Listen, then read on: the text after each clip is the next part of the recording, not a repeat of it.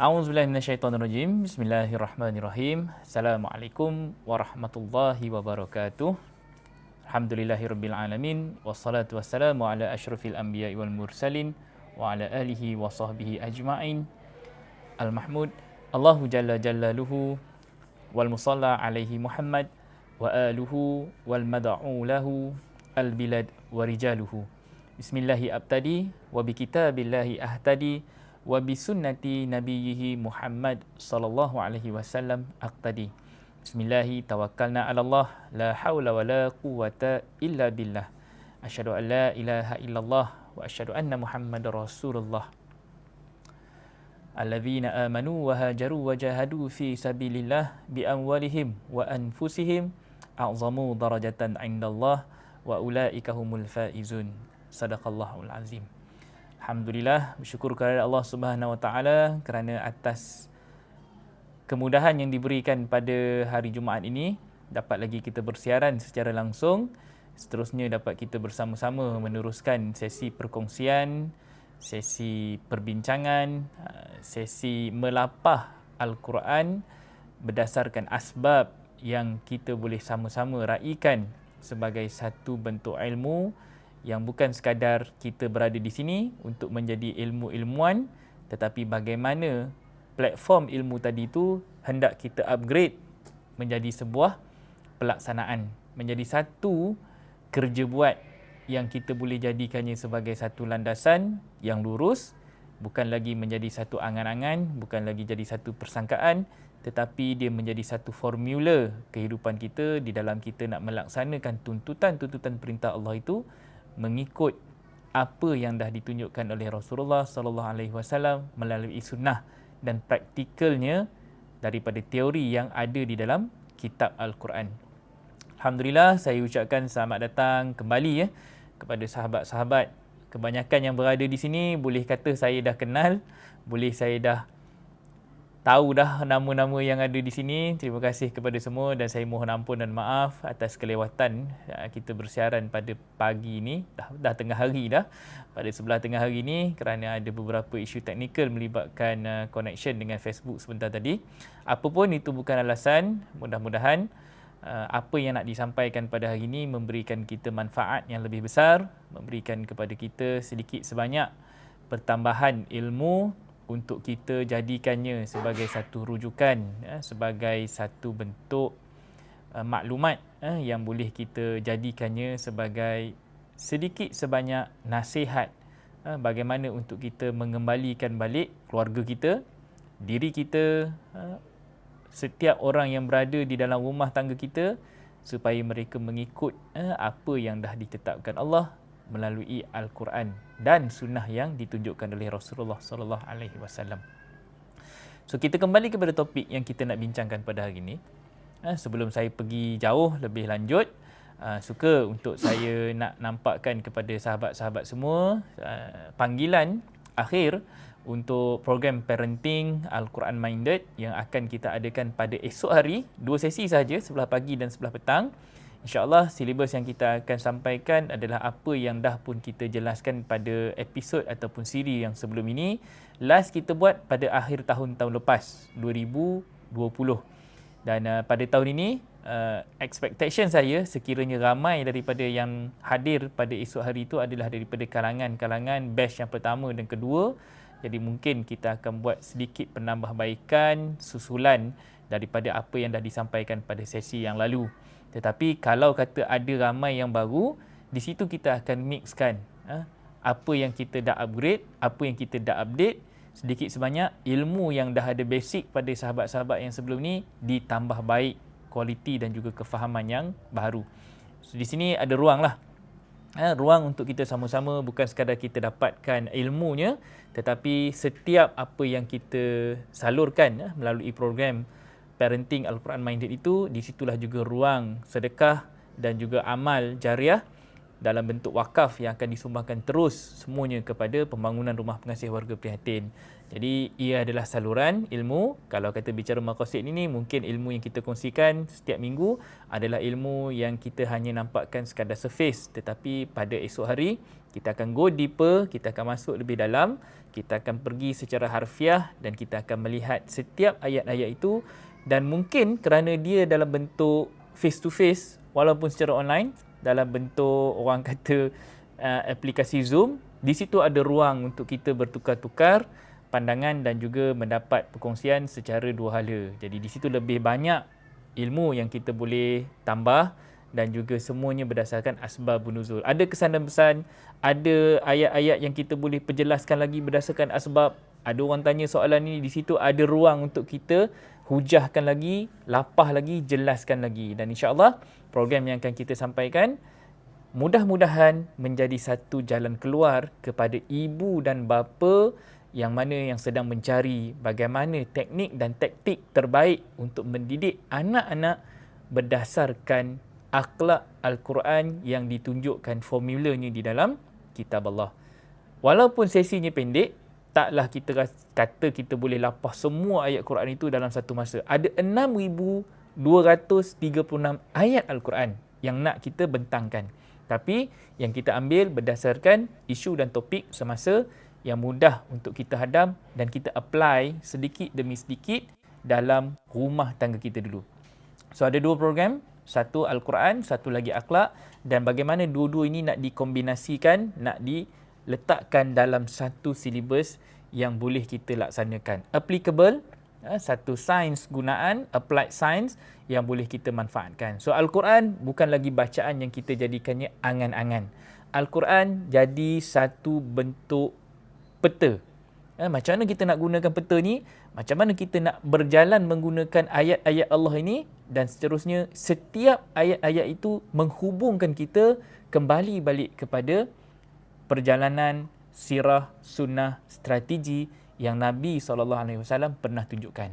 That is how kita membaca Al-Quran.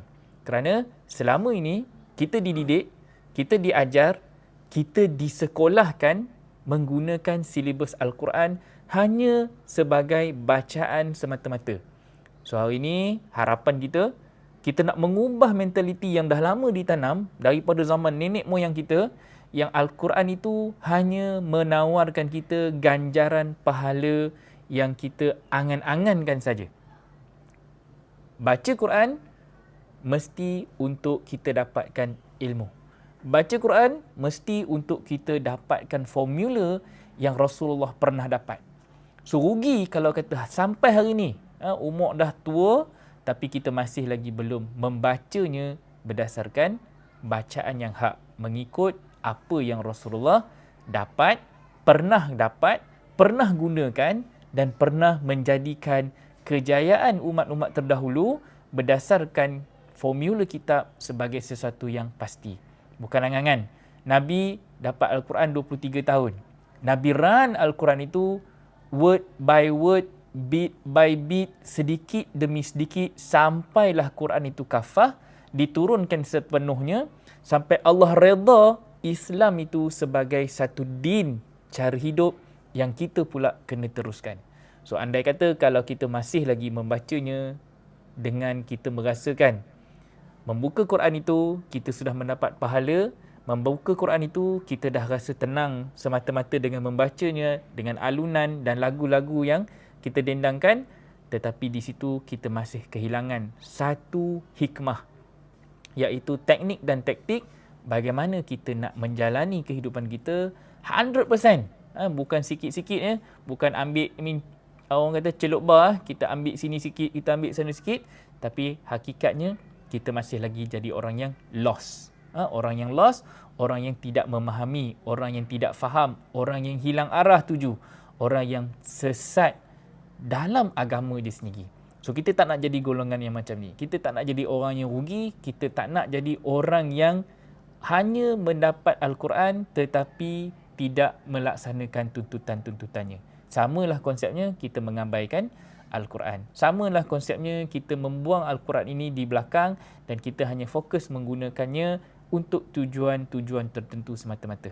Okey, harapan saya begitulah. Mudah-mudahan Allah permudahkan laluan kita melalui perbincangan sesi bicara maqasid pada hari ini, dan seterusnya dapat kita tambah baik ilmu-ilmu yang kita ada dan kita dapat islahkan.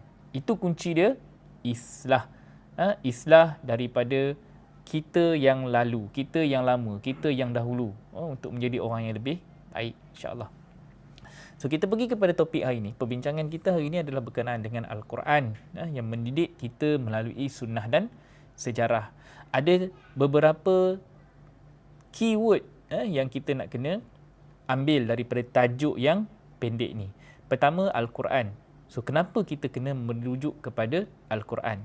Kerana di situ, kalau ingat balik, kita mendapat wahyu pertama daripada surah Iqra. Apa yang Allah layoutkan daripada ayat yang pertama turun itu, Iqra bismi rabbikal ladzi khalaq, sampailah allamal insana ma lam ya'lam. 5 ayat yang pertama yang mengubah kefahaman landscape pemikiran Nabi selama 40 tahun.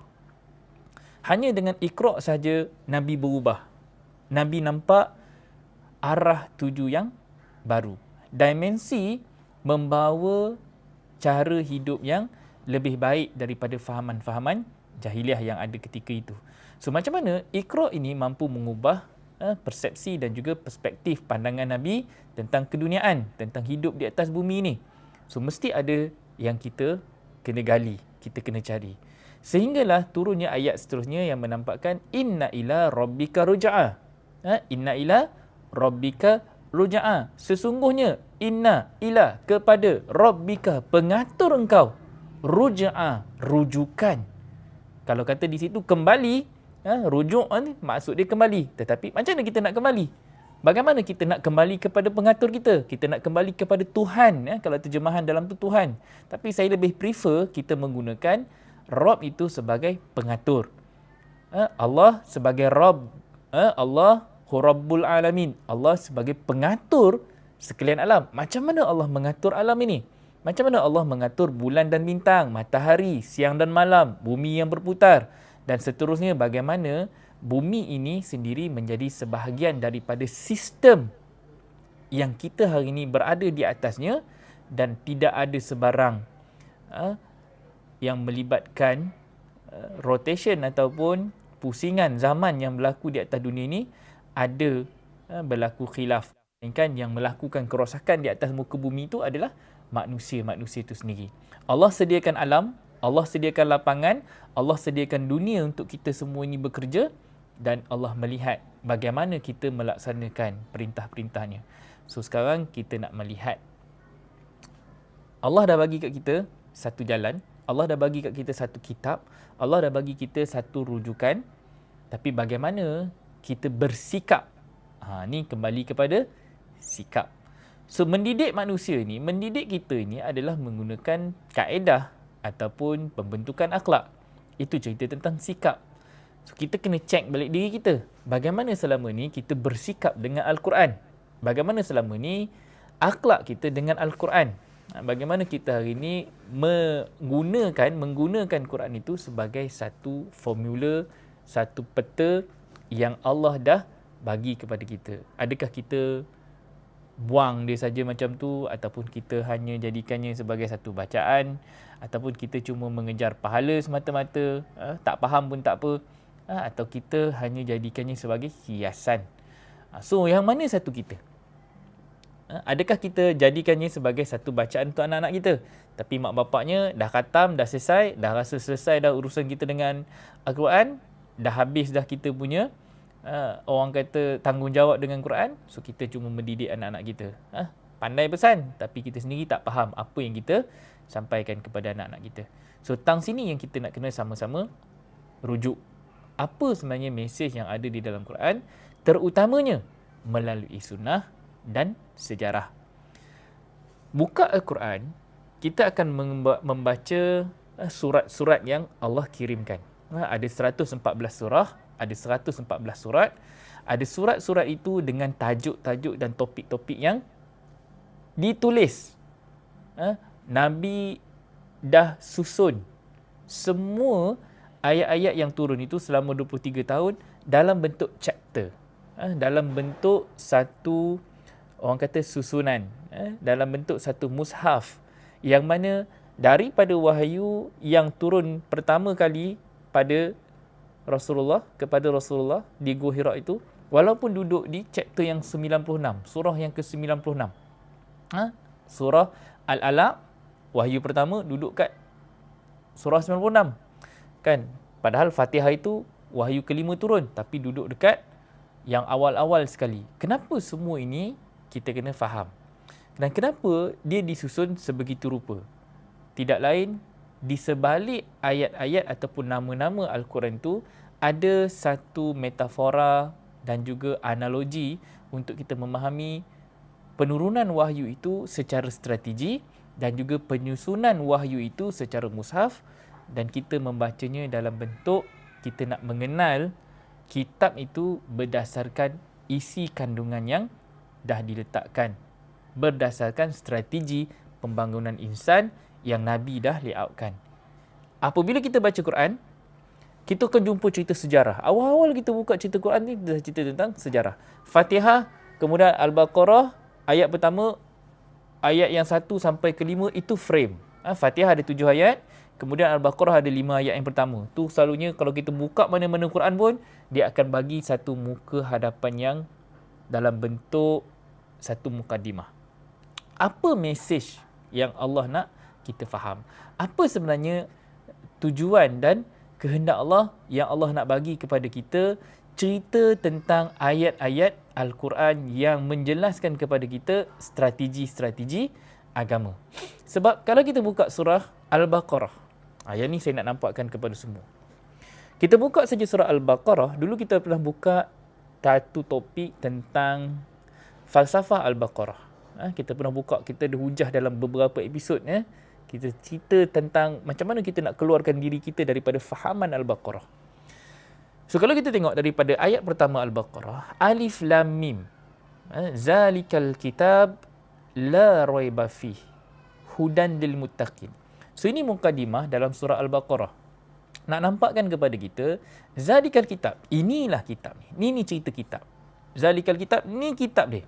La raiba fih, tidak ada keraguan di dalamnya. So ayat ini nak menegaskan kepada orang yang dah dapat Quran, ni satu kitab yang dalamnya ada knowledge, yang dalamnya akan menghapuskan keraguan, yang di dalamnya akan mengeluarkan kita dari persangkaan, yang di dalamnya akan membuang segala macam angan-angan.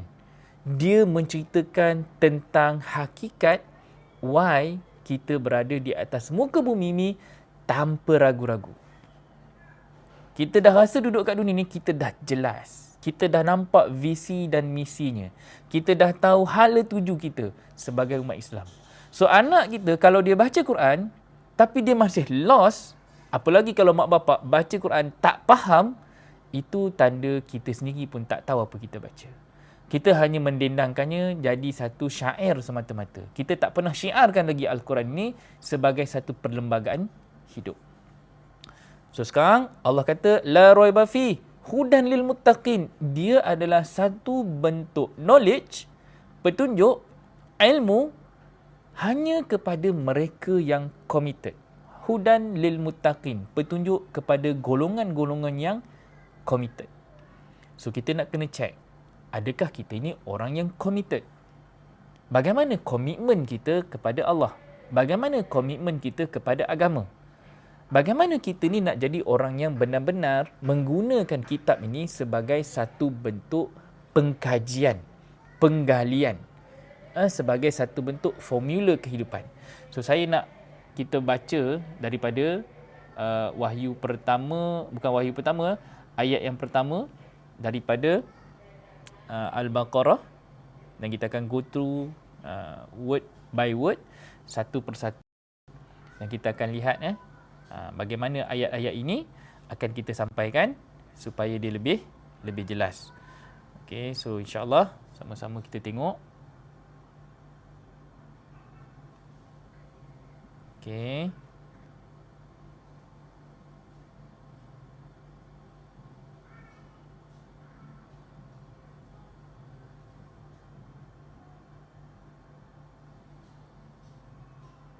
Okey, jom kita buka Al-Quran, kita tengok satu persatu. Okey. Masing-masing boleh buka Al-Quran masing-masing. Okay, kita tengok kat situ. Zalikal kitab la raiba fi hudan lil muttaqin allazina yu'minuna bil ghaib. Orang-orang yang beriman, orang-orang yang beriman ni siapa orang yang beriman? So kita kena pergi balik definisi kepada orang yang beriman. Sunnahnya kita ambil sunnah dan sejarah. Hari ni kita nak pergi kepada sunnah dan sejarah. Siapakah orang-orang yang beriman? Kalau tengok dalam Al-Quran, kita akan baca Quran itu bermula daripada cerita dan seruan ya ayuhan nas, wahai orang-orang yang wahai bukan orang, wahai manusia. Ya ayuhan nas. Ayat ni diturunkan di mana? Diturunkan di Mekah. Kemudian bila cerita tentang ya ayyuhallazina amanu, ini dah mula masuk cerita tentang Madinah. Cerita tentang orang yang dah mula mendapat knowledge, mendapat bacaan dan mereka dah berjaya keluar daripada kejahilan. Jadi kalau cerita manusia, ini cerita kelompok-kelompok manusia yang sedang dibacakan, sedang ditilawahkan, sedang disampaikan Al-Quran itu. So kita ni nak jadi golongan yang bagaimana? Adakah kita golongan yang masih lagi golongan-golongan yang kalau kata kita ambil satu fasa, kalau Rasulullah tu dia ada 13 tahun Mekah, 10 tahun di Madinah. So Mekah itu bagaimana pembentukan akhlak lebih kepada akidah. Macam mana nak memperkuat dan memperteguhkan kefahaman umat jahiliah waktu itu dengan knowledge daripada ayat-ayat Allah. Tak ramai pun yang beriman. Daripada Nabi berdakwah kepada Abu Jahal, bayangkan 13 tahun Nabi menghadap Abu Jahal and the gang. Abu Jahalnya yang bapa segala jahil, dia dengan Abu Lahabnya, dia dengan Abu Sufyannya, dia dengan waktu tu adalah golongan-golongan yang masih lagi menentang. Termasuklah Saidina Umar sendiri pun, sebab Saidina Umar pun masuk Islam ketika tahun yang ke-9. Kan? Jadi ada berapa tahun? 9 tahun penentangan. Hamzah contohnya, bukan masuk awal. Dia pun antara yang masuk kemudian. Jadi di sini kita akan melihat seruan Nabi itu, ajakan Nabi itu istiqomah, tanpa Nabi penat dan lelah mengajak manusia, terutamanya An-Nas ini. Manusia-manusia yang hidup dalam jahiliah ini untuk menjadi manusia yang beriman. So satu fasa. So sekarang ni Zalikal kitab la raiba fi hudan lil muttaqin. Siapa golongan-golongan yang muttaqin ini? Muttaqin ini yang bertakwa ini adalah allazina yu'minuna bil ghaib. Mereka yang beriman dengan yang gaib. So ini ciri-ciri, kategori orang-orang yang muttaqin, orang-orang yang bertakwa, orang-orang yang committed. So kena check lah diri kita ni. Kita ni committed ke tidak? Kena check lah dalam diri kita. Jangan tanya orang lain, tanya diri kita dulu. Soal dalam diri kita. Soal hati kecil kita ni. Bila kita sembang tentang ilmu, kita tanya Quran, Allah akan menjawab kepada kita dengan ayat-ayat dia. So aku ni dah beriman ke belum? Itu soalan. Kalau aku beriman dengan yang gaib. Kita duduk faham daripada kecil. Ini kita nak kena betulkan.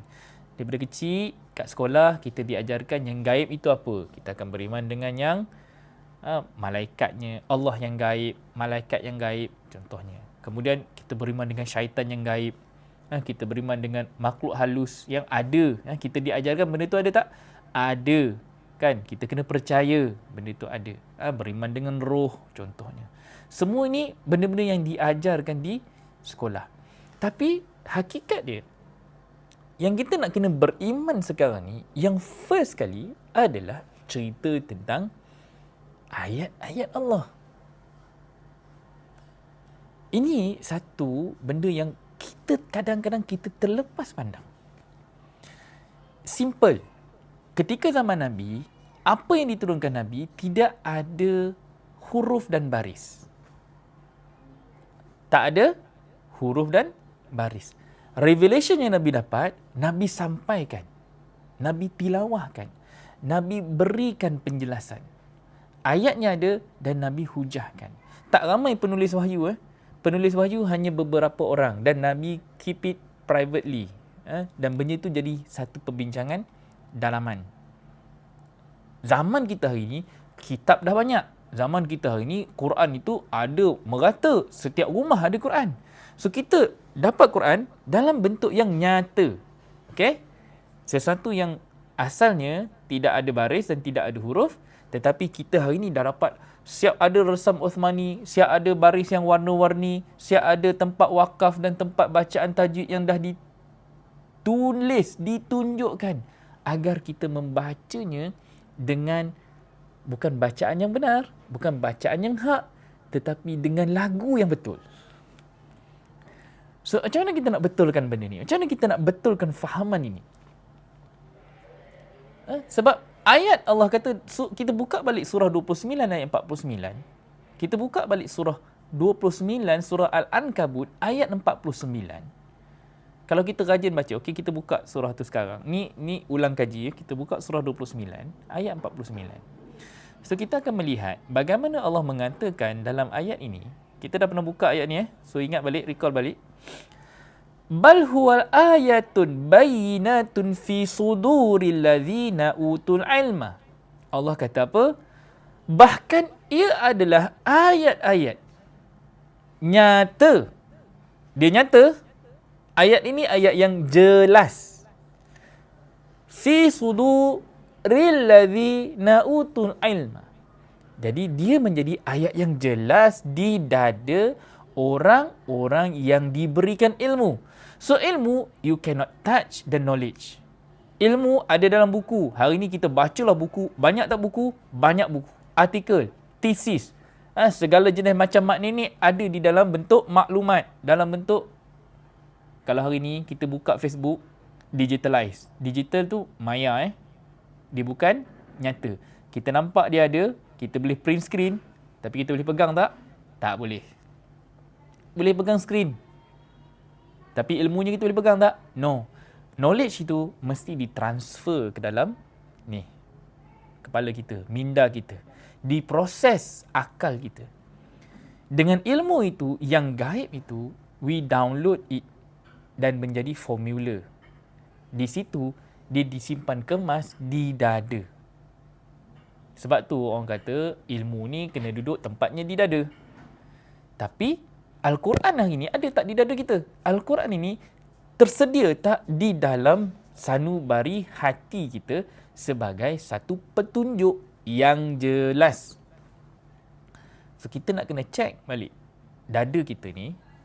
Ada orang nampak apa dalam dada? Tak ada. Gaib.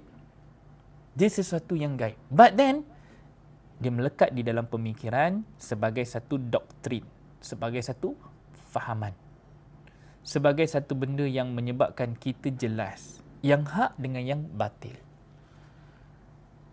Kita tak pernah ajar anak-anak kita cakap benda-benda yang buruk, cakap sumpah seranah, mencarut ke apa semua. Tapi dia belajar daripada mana dan benda tu melekat dalam kepala dan benda tu dizahirkan di mulut melalui ucapan, melalui tingkah laku, melalui perbuatan.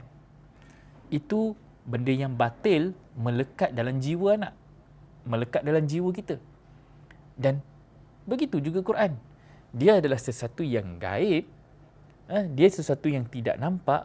But then, macam mana Abu Jahal dia boleh rasa heran?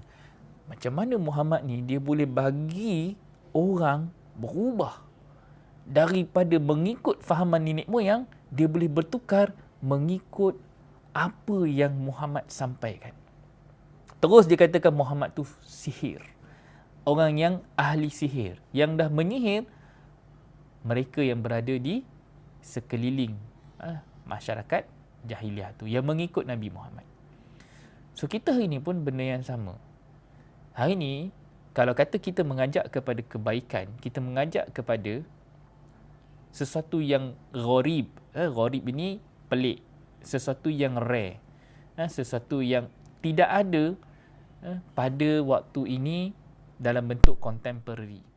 Hari ini kalau kita pergilah mana-mana sekolah, kita pergilah mana-mana institusi pendidikan, yang akan kita dengar adalah membaca Quran secara tajwid. Itu benda yang dah menjadi satu doktrin daripada kecil-kecil sampai hari ini.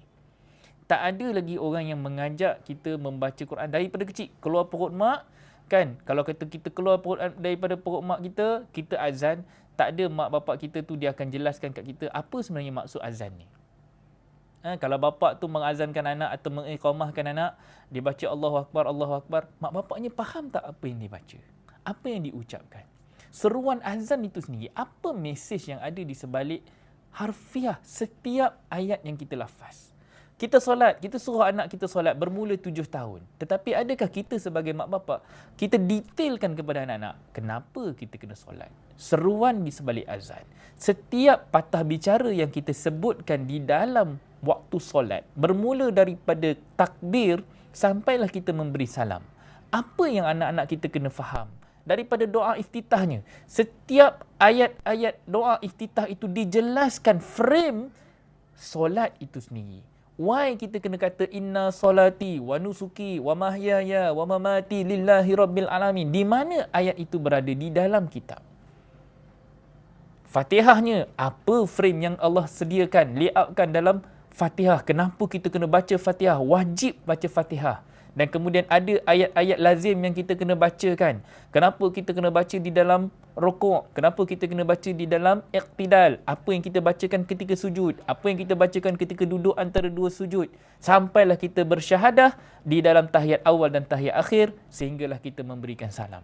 Semua itu elemen-elemen bacaan-bacaan di dalam solat yang ada disiplinnya melalui Quran. Tapi tak mana yang kita jadi golongan-golongan yang jahil. Kalau sampai hari ini, kita diperintahkan untuk solat, tapi kita sendiri tak tahu apa yang kita solatkan. So hari ini kalau kita baca ni, ayat Al-Quran ini menjadi satu bentuk ilmu di dada kita. وَمَا يَجْهَدُ بِآيَاتِنَا إِلَّا الظَّالِمُونَ, Allah kata. Dan tidak membantah, jahada ni, cerita jahada ni, cerita orang yang mereka berhujah, mereka membangkang, mereka berdebat.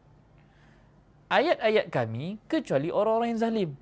So hari ni kalau kata kita, weh mana boleh kita kena baca Quran dengan tajuk yang ada, dia dah mula datang berdebat. Saya tak nak kita bertelagah di dalam isu khilaf ini. Nanti dia akan jadi lagi panjang. Tapi hari ini seruan daripada Allah bahawa ayat-ayat Quran itu adalah ayat-ayat yang nyata, yang jelas. So, tanya balik diri kita, sejauh mana kita jelas dengan ilmu yang gaib ini? Sejauh mana kita jelas dengan knowledge ini? Kerana selama ini kita membacanya hanya kita fokuskan kepada bacaan-bacaan dengan hukum-hukum tajwid semata-mata. Di situ kita bersungguh-sungguh, we crack our head. Kita ajar anak kita, kita betulkan lidah dia, kita rotan anak kita, sampai curi nafas pun kita tegah dia. Dan kita jadikan benda itu satu disiplin. Tapi bila tanya faham tak? Tak faham. Tak faham tak apa. Sedih tak Allah? Murka tak Allah? Bersungguh-sungguh kita mengajar anak kita fokus pada tajwid, tetapi kita tidak bersungguh-sungguh mengajar anak kita faham apa yang Allah cakap kat dia. Apa yang Allah sedang sembang dengan dia. Jadi Allah kata apa? Kabura maqtan indallah an taqulu ma la taf'alun. Jadi kita duk sembang, kita duk cakap, tapi kita tak faham. So sekarang kita nak kena revamp balik pendidikan kita kepada anak-anak kita. Dia tak perlu ramai. Dia tak perlu kita mengubah seluruh sistem pendidikan hari ini secara total lagi. Tapi kita mengubah dulu dengan kapasiti kita sebagai ibu dan bapa dalam rumah tangga kita. Kita kena kesian this generation yang akan kita wariskan agama ini, yang akan kita sampaikan mesej agama ini untuk mereka pula membawa misi ini di masa akan datang. Mereka nak membela anak cucu cicit kita. Mereka nak membela saudara-saudara kita.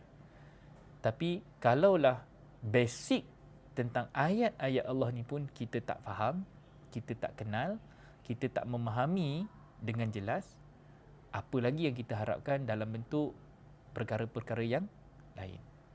Jangan kita sembang sesuatu benda yang melibatkan akidah yang lebih besar kalau Al-Quran ini sebagai tunjang kepada pembangunan insan, kita terlepas pandang. So this is sunnah. sunnah dan sejarah yang ada di dalam kitab tentang kisah-kisah orang yang terdahulu. So apa Allah kata dekat ayat, kita sambung balik Al-Baqarah tadi. Masuk ayat ketiga kan. So dalam ayat ketiga tu Allah kata apa? Allazina yu'minuna bil ghaib. Engkau jadi orang yang beriman dengan yang gaib. Engkau tak nampak masa depan. Nabi dapat Quran, dapat Iqra. Nabi nampak tak Madinah? Belum. Nabi tak nampak lagi. Nabi belum lagi tahu apa yang bakal berlaku di masa depan. Nabi pun tak tahu Nabi akan diboykot.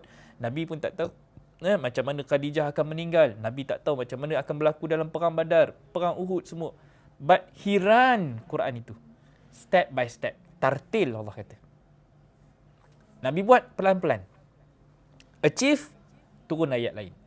Nabi dah berjaya, turun lagi ayat yang seterusnya. Nabi dapat sampaikan, Nabi dapat sebarkan, Nabi dapat bainat dan buktinya, Nabi akan dapat lagi. Nabi jumpa masalah, face a problem, ada halangan, ada kekangan, wahyu turun, bantu jelaskan. Dapat lagi strategi, macam mana nak ke depan. Dapat lagi panduan, macam mana nak membawa misi agama ni lebih jelas. Nabi dapat step by step, bit by bit. Gaib. Tapi Nabi dapat tak petunjuk? Sebab tu dia dipanggil Hudan. Ada petunjuk yang Allah berikan sebagai satu bentuk formula. Dan dalam formula itu, Nabi tidak keseorangan. Nabi ada sejarah 24 Rasul sebelum Nabi. Nabi ada sejarah step by step macam mana umat-umat terdahulu mengalami isu-isu melibatkan akidah yang sama. Sebab daripada Nabi Adam sampai Nabi Isa, semua itu adalah Islam. Semuanya membawa misi yang sama berdasarkan kiblat yang sama. Tak kiralah kalau kata ada kiblat waktu itu Al-Quds ataupun Masjidil Aqsa sebagai kiblat yang pertama, kemudian ada Kaabah sebagai kiblat yang kedua. That is no issue. Isu dia adalah semuanya berdasarkan ketetapan Allah. Follow ketetapan Allah sebagai the guideline. Cuma apabila Nabi dapat perintah, Nabi tak banyak argument. Nabi run benda tu seriously, religiously and 100%. Tak ada dakwa-dakwi. A kata Allah, A yang Nabi buat. B kata Allah, B lah yang Nabi laksanakan. So hari ni kita ada ayat Quran, dah turun A, kita cari B. Allah kata haram riba, kita masih beralasan. Oh tak boleh, hari ni begini-begini, ada alasan, ada hujah ni, ada ni. Tak, kita masih lagi negotiate dengan Allah. Allah dah fix tak? Fix. Ayatnya Allah jelaskan. Kau ambil riba, kau declare perang. Allah dah kata dengan jelas.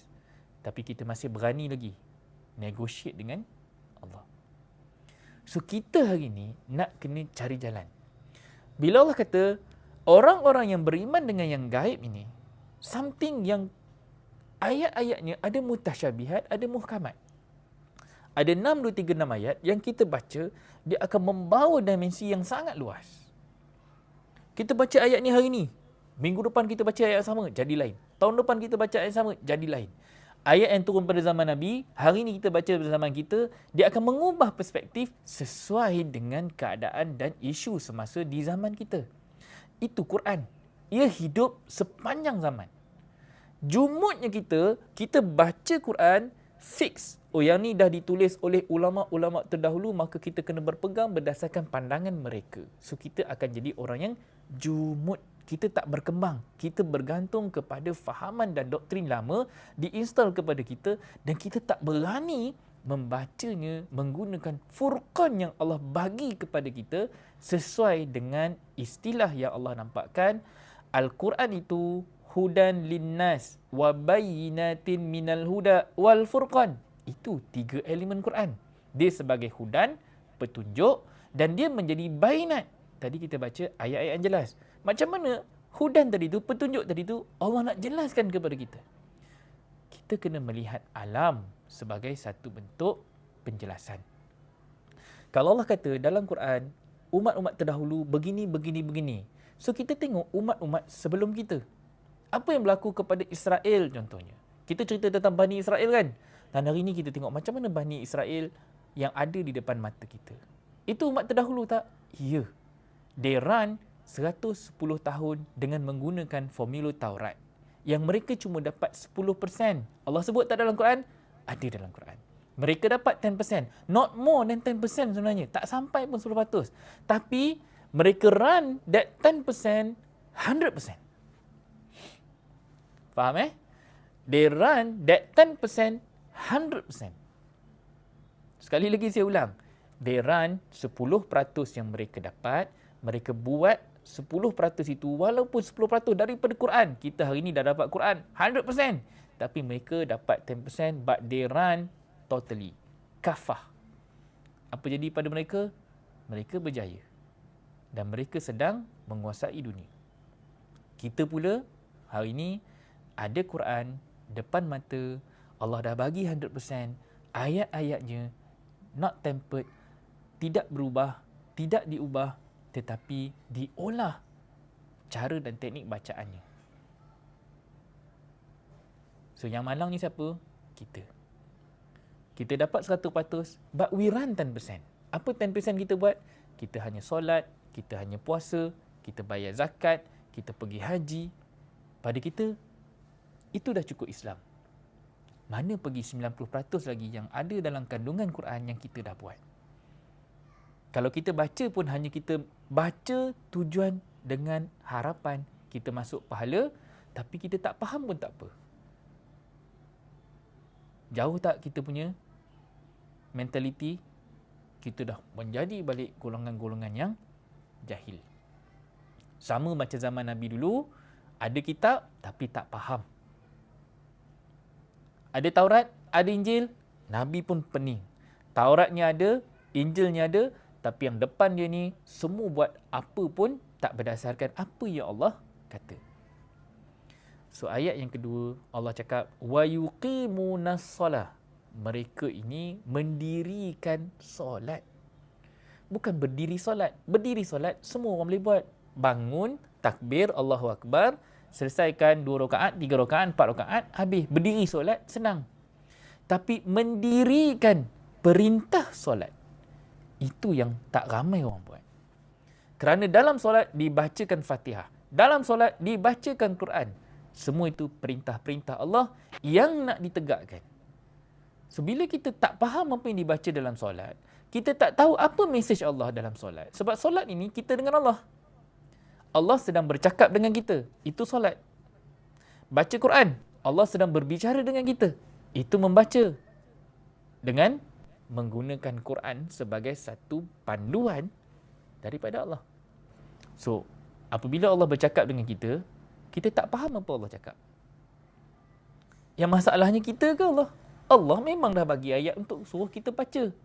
Tapi yang kita baca tu kita tak faham. Itu masalah kita. Dah tak faham, buat bodoh lagi. Ini pun masalah. Buat bodoh. Buat bodoh je. Anak tak faham Quran, kita buat bodoh. Kita sendiri tak baca Quran, tak apalah. Sebab orang dulu kata, ustaz kata, ini salahkan ustaz pula. Kan? Ustaz kata baca Quran tak faham pun tak apa. Dah cukup dah, dapat pahala. Mana pahala itu yang kita dapat? Pahala itu ganjaran. Apa ganjaran yang kita dapat dari Quran? Sedangkan ganjarannya mesti nampak depan mata. Kalau kita buat apa Allah kata, kita akan dapat apa yang kita kerjakan. So kalau kita nak anak yang soleh, Allah kata begini, buat begini, dapat hasil begini. Nampak depan mata, anak yang soleh. Nampak depan mata, isteri yang taat. Nampak depan mata, suami yang tunduk. Nampak depan mata, pemimpin yang bertanggungjawab. Tapi kalau dapat Quran, kita masih lagi duk menyanyi sahaja, syair sahaja, dan kita mengharapkan Islam ni bangkit menjadi satu agama yang digeruni, menjadi satu agama yang dihormati, sedangkan akhlak yang kita zahirkan lost, jauh daripada Al-Quran. So baca Quran, knowledge, itu ganjaran yang paling besar. Allah kata tak tadi 29-49 tu, itu adalah ilmu di dada kita. So kalau kita baca Quran, dada kosong, apa ganjaran yang kita dapat? Melainkan berangan dan hanya mimpi semata-mata. So ini satu bacaan yang kita nak kena dalami dan kita nak kena laksanakan. So bangkit mendirikan perintah solat. Itu keutamaan kita. Wa mimma razaqnahum yunfiqun, dan Wa mimma tu diterjemahkan sebagai sebahagian ya. Mimma itu apa saja yang telah kami rezekikan mereka infakkan. Ini satu benda yang hari ni umat Islam kita gagal melaksanakan titah perintah Allah mengikut arahan yang jelas. Yahudi, mereka membangunkan satu negara yang dinamakan Israel. Israel hari ini bertapak dengan satu konsep bermula daripada kibbutz. Kibbutz yang pertama pada tahun 1909 adalah satu contoh sampel bermula daripada kibbutz yang pertama di mana mereka menggunakan konsep wakaf yang Nabi tunjukkan dalam pendudukan di Madinah. Konsep yang sama, acuan yang sama Nabi tunjukkan, upgraded menggunakan fungsi dan juga teori dan practicality Al-Quran, Yahudi develop daripada acuan yang Nabi tunjukkan. Dia buat kat mana? Dia buat di kibbutz. Dalam kibbutz itu, semua instrumen dan elemen yang mereka dapat dari Taurat, upgrade dengan Quran, they run. Semua itu adalah satu community. Menggunakan free communal. Semua yang mereka buat itu secara sukarela dengan basmalah mereka. Ini panggil basmalah. Kita ada basmalah. Mereka pun menggunakan satu doktrin untuk mengembalikan balik Israel di atas muka bumi. Siapa kibbutz buat? Semua itu adalah satu komuniti yang bekerja tanpa gaji. Apa yang mereka ada, mereka nafkahkan untuk tujuan pembangunan agama. Doktrin mereka itu adalah Zionisme. Jadi mereka menggunakan agama untuk membangunkan balik bangsa mereka. Itu yang mereka berjaya buat. Tahun bila? 1909. Sekarang 2021. It's already 110 years. Dan kita nampak hari ini hasil kejayaan yang Yahudi dah berjaya achieve. Kita pula bagaimana? Apa yang kita buat? Apa yang kita dapat? Kita mengenji, kita mengutuk mereka. Tapi adakah kita cuba cari jalan untuk islah daripada masalah yang kita hadapi hari ini? Kita cuba cari jalan untuk membangunkan balik umat kita dengan formula Quran. Mereka dah buat, mereka dah berjaya. Mereka dah cipta satu generasi yang hari ini mereka dah establish. Dari satu kibbutz, mereka dah miliki 270 kibbutz yang berada di atas muka bumi Israel hari ini. Dan itu juga menjadi satu bentuk pembangunan insan bagi mereka. Dengan kibbutz yang pertama, generasi-generasi yang lahir daripada kibbutz itu adalah mereka-mereka yang intelijennya adalah high class berdasarkan panduan agama mereka. Kita pula makin hari makin jauh. Makin hari makin rosak. Makin hari makin dirosakkan dengan apa yang Yahudi dan Nasrani taja. So kita jadi apa? Jadi golongan yang kalah. Kita belum menang. Jadi wa mimma razaqnahum yunfiqun, apa saja mereka buat, mereka dapat, mereka wakafkan, mereka infakkan, mereka sedekahkan untuk pembangunan Yahudi. Sebab itu ada satu Jewish National Fund, JNF, yang menjadi satu tempat bagaimana semua dana-dana daripada Yahudi seluruh dunia, 10% daripada income mereka itu diinfakkan kepada pembangunan Israel. Umat Islam, jangankan 10%, 2.5% pun payah. Sebab apa? Sebab kita tak nampak benda ni sebagai satu praktikal pelaksanaan. Yahudi buat. Dengan 10% yang dia orang dapat itu, mereka buat apa yang diperintahkan dalam Taurat. Kita ni terang-terang Allah jelaskan dalam ni cerita infak. Tapi kita tidak buat. Kita sendiri tak laksanakan. Kita sendiri tak mendirikan perintah solat itu. Kerana lepas solat adanya zakat. Aqimus solata wa atu zakah. Jadi selepas solat patut ada zakat tak? Ada zakat. Kita solat dekat masjid, lepas tu ada zakat? Tak. Kita masuk toilet, guna kemudahan yang ada dalam toilet masjid apa semua, ada kita sedekah? Tak. Pergi kencing, keluar macam tu je. Pakai elektrik masjid, tak ada, orang lain bayarkan. Ada orang lain yang sedekahkan. Kita menumpang di masjid kita. Kita sendiri tak ada peranan dalam masjid kita. Kita sendiri tak bangunkan masjid kita. Kita sendiri tak berfungsi sebagai ahli qaryah dalam masjid kita. Jadi masjid itu sendiri pun hanya jadi satu tempat ritual semata-mata. Dia tidak jadi tempat pembangunan insan yang kita faham. Yahudi tak, sinagog dia penuh dengan aktiviti. Pembangunan dalam bentuk community. Mereka buat, mereka berjaya. Mereka berjaya cipta satu generasi yang keluar daripada kejumudan dan kejahilan umat-umat terdahulu. Kita masih lagi gagal, duk kutuk hari-hari, bakar bendera Israel, but nothing much we can do, melainkan kita cuma jadi bangsa yang masih lagi dipijak-pijak. Ini kita yang tidak belajar dari sejarah. So, mana kita punya integriti dengan kitab dan sunnah? Faham kan? Kemudian wallazina yu'minuna bima unzila ilaika wa ma unzila min qablik, dan orang-orang yang beriman dengan apa, bima bukan pada dengan apa yang diturunkan kepada kamu dan apa yang diturunkan daripada sebelum kamu, wa bil akhirati hum yuqinun, dan pada hari akhirnya mereka menjadi golongan-golongan yang yakin. So tanya diri kita ni yakin tak dengan Quran? Apa yang di depan mata kita ni adalah sesuatu yang diturunkan zaman berzaman, daripada zaman Adam sampailah ke zaman Isa, turun kepada Nabi Muhammad, sampai kepada tangan kita hari ini. What we have done dengan Al-Quran? Apa yang kita dah buat dengan Quran? Apa yang dah kita laksanakan dengan perintah Quran? Tanya balik dalam diri kita. Sebab ini cerita sejarah. Ini cerita sunnah. Sunnah is a pattern. Pattern orang-orang terdahulu. Sejarah yang mereka dah buat, mereka dah laksanakan, dan benda itu dirakam di dalam Quran. Ini cerita tentang fahaman yang ada untuk kita gali, kaji, dan kemudian kita iqra' dengan pelaksanaan seterusnya.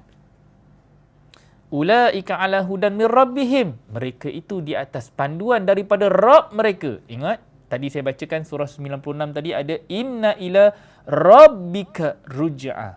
So Allah dah bagi tak rujukan? Dah. Allah bagi apa? Hudan itu petunjuk. Apa itu petunjuk? Hudan lil muttaqin, yang awal-awal tadi Allah dah sebut dekat atas. Ini bicara hudan. Ini bicara petunjuk. Ini bicara satu strategi agama. But then we are lost. Lost dalam agama sendiri. Lost di dalam kefahaman, mentaliti yang kita sendiri diternak daripada kecil. That's why Allah kata, wa ulaika humul muflihun. Mereka itulah orang-orang yang beruntung. So check balik diri kita. Hari ni aku ni dah dapat petunjuk. Aku ni untung ke rugi? Aku dah ada Quran. Aku dah ada kitab. Aku dah ada satu panduan. Tapi adakah hidup aku dalam kerugian? Atau kita hidup dalam keuntungan? So di sini persoalan yang kita kena tanya diri kita. Jangan tanya orang lain. Tanya kita dulu. Jadilah orang-orang yang berakhlak dengan kitab. Yang dapat Quran, kita faham apa yang Allah sedang bacakan kepada kita, apa yang Allah sedang sebut kepada kita, sebutir-sebutir kita baca. Bukan kita baca laju-laju kan. Baca sedap. Ulaika ala hudam min rabbihim wa ulaika humul muflihun. Bacanya sedap. Didengar. Faham tak? Pelaksanaannya kita tak faham. Kita nak jadi orang yang dapat Quran, kita nampak mesej Allah, we run the message, we buat the message dengan sepenuh hati. Ni kita punya misi. Misi hidup kita bukan hanya kita duduk di dunia, bangun tidur, pergi kerja, balik kerja, makan, pergi Tesco, pergi Giant, pergi Carrefour. Lepas tu kita duduk sembang politik, kutuk sana, kutuk sini, tengok bola, tidur, esok bangun pagi, ulang balik, nikah, kahwin, dapat anak, bercucu, bercicit, mati. Dan kita hidup 60-70 tahun. Ini peluang kita untuk berkhidmat di atas bumi dengan panduan dan ayat-ayat yang Allah sudah sediakan. Tapi kalau kita masih lagi hidup di dalam acuan yang Yahudi dah taja kita, then we lost. So check balik diri kita. How long we already lost? Berapa puluh tahun Quran dah depan mata, but then kita masih gagal lagi memahami setiap ayat-ayat Allah itu berdasarkan firman yang jelas. So saya stop dekat itu dahulu untuk kita memahami dengan lebih lanjut, untuk kita dapatkan gambaran yang lebih jelas, untuk kita mendapatkan kefahaman yang lebih jelas supaya kita menjadi orang yang betul-betul faham. Bukan lagi bersangka-sangka, bukan lagi menjadi orang yang membaca Quran tetapi kita tidak nampak mesej yang ada di sebalik ayat-ayat yang Allah berikan kepada kita. Cari jalan untuk mendekatkan diri kepada pengatur kita. Allah kata apa? Cari jalan. Surah berapa? Surah Al-Ma'idah ayat 35. Carilah jalan tu. Carilah hala tuju mengikut apa yang Allah dah layoutkan kepada kita. The strategy, formulanya, semuanya sudah ada di dalam Quran. Mudah-mudahan kita akan mendapat ilmu, kefahaman, sedikit sebanyak penjelasan bagaimana untuk kita membawa diri kita jauh lebih baik daripada kita yang dahulu. InsyaAllah saya doakan dengan apa yang disampaikan ini, saya tak pasti faham ke tidak. Harapan saya ada sedikit sebanyak, tak dapat semua, sikit pun jadilah. Tak dapat 90%, 10% pun jadilah. InsyaAllah semoga kita akan diberikan ilmu dan ganjaran. Minggu depan kita jumpa lagi. Mudah-mudahan kita akan ditambah baik dengan kefahaman yang lebih jelas. So esok jangan lupa, sekali lagi saya ulang, ada final call untuk program parenting Al-Quran Minded, dan kita akan cuba dalami lagi, gali lagi ayat-ayat Allah berdasarkan kefahaman yang hak, berdasarkan kehendak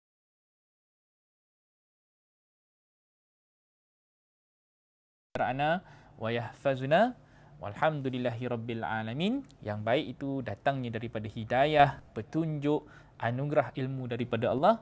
Yang buruk itu daripada kelemahan saya sendiri sebagai penyampai. Mudah-mudahan kita akan mendapat ganjaran yang setimpal dengan usaha kita untuk mendekatkan diri kita kepada Allah Subhanahu Wa Taala dan juga sunnah Rasulnya. Itu saja. Jumpa lagi minggu depan. Assalamualaikum warahmatullahi wabarakatuh.